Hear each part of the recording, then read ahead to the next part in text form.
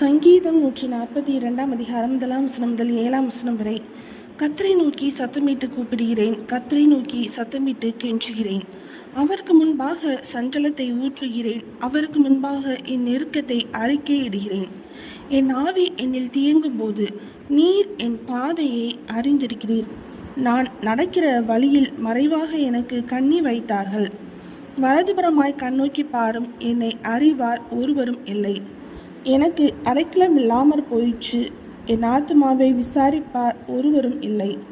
கர்த்தாவே, உம்மை நோக்கி கூப்பிடுகிறேன், நீரே என் அடைக்கலமும் ஜீவனுள்ளோர் தேசத்திலே என் பங்குமாய் இருக்கிறீர் என்றேன். என் கூக்குரலுக்கு செவி கொடும், நான் மிகவும் தாழ்த்தப்பட்டேன். என்னை பின்தொடர்கிறவர்களுக்கு என்னை தப்புவியும், அவர்கள் என்னிலும் பலவான்களாய் இருக்கிறார்கள்.